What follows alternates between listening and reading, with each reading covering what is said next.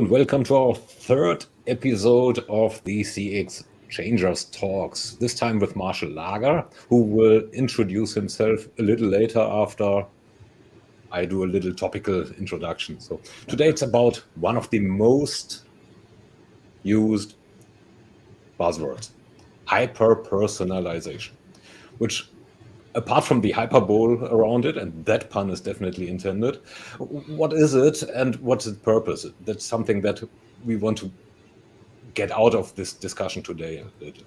So is it just a fad?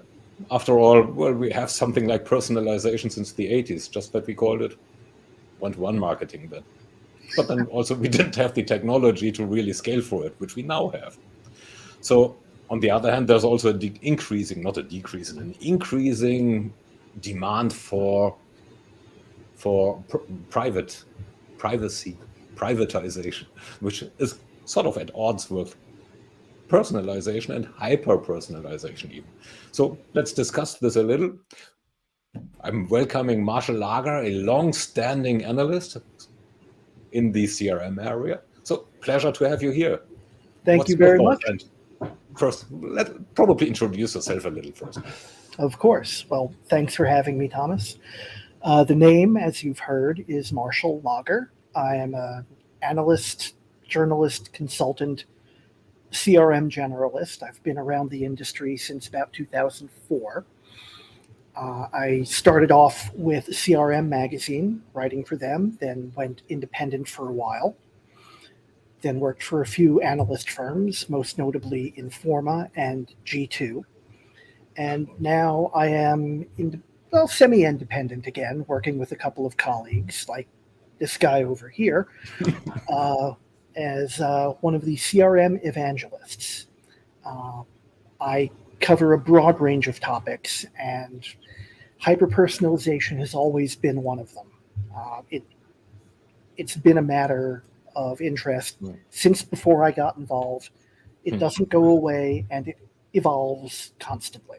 So here we are. Here we are. So let's dive right into it. So the first question is, what do customers in general expect? So how can it be explained that customers don't think that personalization, even without the hyper, works well? Well, it doesn't always work well because it isn't always targeted right to begin with. There are a number of issues. One of them is not every business has the right idea of what personalization or hyperpersonalization even is. To some, putting somebody's personal name in an email or in an ad on Facebook is hyperpersonalization because it's going right to you. It's your name. Hey, Thomas, look at this. Your name is on a t-shirt that I'm holding up on this ad. It's not hyperpersonalization. That's mass marketing that just happens to have your name on it. Real hyperpersonalization, or personalization, if you want to take the hyper out of it, is fine-tuning search results and product offerings and deals to the preferences that a customer has already specified or that you have swept from their digital fingerprints, as they call them, around their activities on the web. You know, their search results, their buying history, those sorts of things. Slowly fine-tuning and narrowing down your interaction with that customer to what they want. Not just putting up a sign and saying, we want you because we know your name and where you live. Are there some organizational preconditions involved in that as well to make it work? Well, first of all, you need good CRM, which should surprise nobody who's listening to this conversation. If you do not know who your customers are and what they've done with you over time, well, how are you going to fine-tune the message? You don't know who they are. It's a shotgun approach if you don't have that. What you do need is the ability to listen, which we have developed considerably over the years. There are various listening platforms out there for social media, of course. There are also those that work with search results, search engine optimization, and whatnot. And it does matter because customers expect this sort of thing. What is about 2/3 of customers expect companies to understand their needs and expectations. If I remember the right figure. Yeah. You can't get that from just one snapshot. You get that from a relationship. So now, apart from implementing and properly using a CRM system, what is there anything that you think that organizationally could be done or needs to be done? Organizationally, well, from an organization structure. It's a good question. There are a number of things. You have to behave in a way that makes customers willing to share their information with you. And as you said at the top of the show, privacy and security of data are becoming bigger and bigger issues in the news. They've always been issues, but they are much more visible now. And that is actually important. If a business can sell the fact that it is good on privacy, its customers are going to be more willing to share information with them, to say, these are my interests, this is my budget range, this is my income, things that you don't normally want to talk about with strangers. There's been talk about cookies. We all remember when cookies became a thing. I don't actually remember when they became a thing because they've been with us for so long. So let me take that back. Maybe we don't remember when cookies became a thing, but we do know now that they're starting to go away. The third-party cookie. Do I need to let anybody know what cookies are? I think we understand. I don't think so. No. Yeah.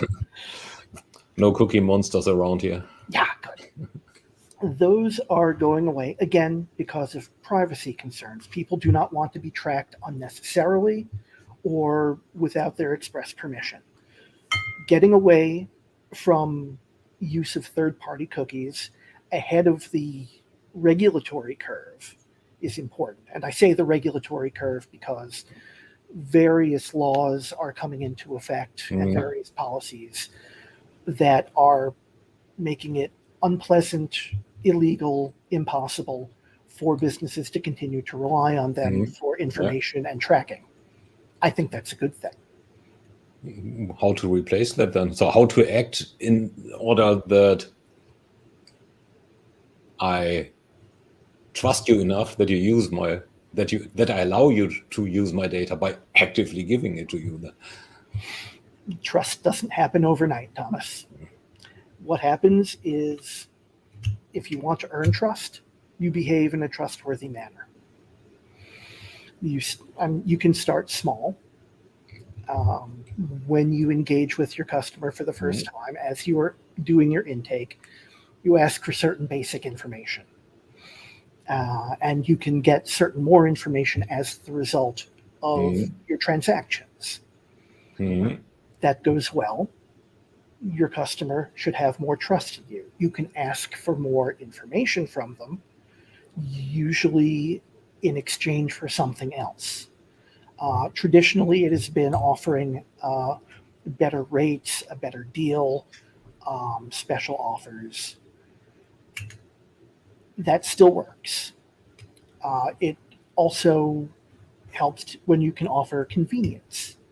One of the things that can be done technologically today that couldn't be done earlier on is following a conversation with a customer across different channels. Your web cookies are wonderful as long as you're using a browser. If you use an app that is not connected to the browser in some way, you may look like a different person. If you call in, and yes, I know nobody actually uses a telephone anymore, but if you were to actually call customer service with your voice and talk to somebody, you might not look like the same person. Hyperpersonalization lets you link those personas together to make one overarching customer profile, to make things easier for the customer to interact with you. Offering convenience is really what people want, because let's face it, there are hundreds of companies vying for our attention every minute of every day, except for right now, because hopefully you're watching us and not advertisements. Please be watching us. And nobody wants that. We don't want, hey, look at us over here. Hey, look at us over here. We want to focus on the things we want to get done and get them done. Customer journeys, customer experiences are often best when they are short and quiet. You want to get your customers' loyalty. You want to get them to interact with you and share their data. Make it easy for them.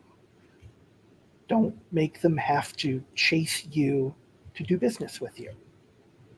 If they want to call you and then switch to finishing their business with you through your web portal, then fine, know who they are, linking their phone number and their web identity.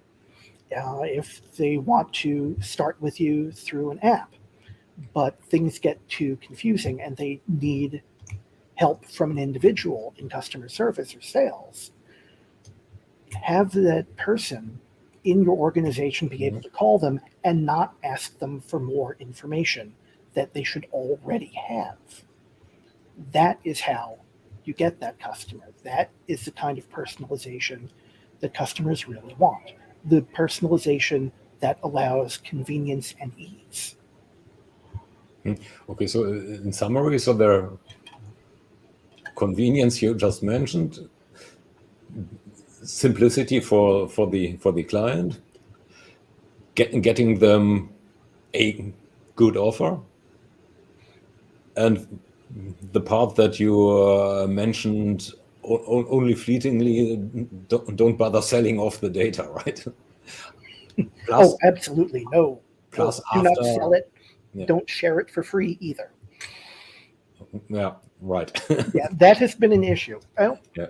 Look, whenever you're signing up with a new service provider or business that you're going to do business with, and there will be a notice that says, we will not sell your data. I'm not going to name names, but I have run into cases where no, they didn't sell my data. They gave it away for free. And there is no way to piss your customers off faster than to pull a sneaky one like that. Mm-hmm. Yeah. So yeah, don't do that. With the demise of the cookie, the desire for being addressed personally, and on the other hand, at least in our generation, so our kids are probably a bit different there. Well, at least mine, yours not, lacking them. Yeah. How do you envision that retargeting can look like? Because that's still or will look like that, because that's still a viable way of not chasing me as a customer, but keeping me aware of that I still have an unfulfilled need, desire. Retargeting. Well, not every interaction is going to be financial. This aspect is focusing in on what it is that caught that customer's interest in the first place, and showing it to them in a non non-confrontational, non-financial format. Customer, Thomas, buddy, we know that you have followed such and such topic before. Here's some news about something we're doing in that arena. Here's an article that we found that might be interesting. Hey, do you still feel that way about this? Hey, would you like to participate in a conversation about this? We have a forum if you want to join it. You make it easy for the customer to re-engage with you the way they want to. And this is difficult for some organizations to understand, and I get why it's difficult. You, as a business, need to have revenue. You need to get money out of your customers. This should come as a surprise to nobody. And you need to do it in a timely manner, in a repeatable manner, quarter after quarter after quarter. So there is a pressure to chase that money, to say, hi, customers, you've been good to us before. How about giving us some more of that cheddar? And that doesn't really fly as well anymore. The businesses of the world have got to learn to back off at least a little bit. Let relationships mature like wine instead of age like milk. Well, the more you poke at your customer, the more it sours. Yeah. Continue the relationship, but don't overload it. And these are new things. Anyone who's listening to us right now has heard what I've said before. They may have heard it from me, they may have heard it from you, but they've heard it before. The problem is not enough businesses follow these suggestions. The ones that do tend to be towards the top of their fields. Or the ones that don't often are the ones that make their money in volume, not in service, shall we say. There's nothing wrong with making your money through high volume, but you're not going to have a very good reputation among customers. You're not going to get word of mouth. Your customers will be yours because you're cheap. And as soon as something better comes along, they will jump. Says me. There are counter examples, of course, but by and large, that's how it's going to play out. Okay, thanks a lot for this, Marshall. So we are past our time already. So this was insightful, more than insightful. It was also too short. So always. Having said that, there is a community talk coming up about then also including this topic, which will happen on July 21st, this year, of course, at 7 p.m. CET. As far as I know, I might be off by an hour or two, so it would be great if you could join in and enrich that conversation that we'll have then. Sounds interesting. I'd be happy to join in. Yeah, and of course the audience could be joining in as well. So go to the CXchanger site and register yourself there. That's an invite event, and then let's take it forward. Thanks a lot to everyone for participating, and see you next time. Cheers.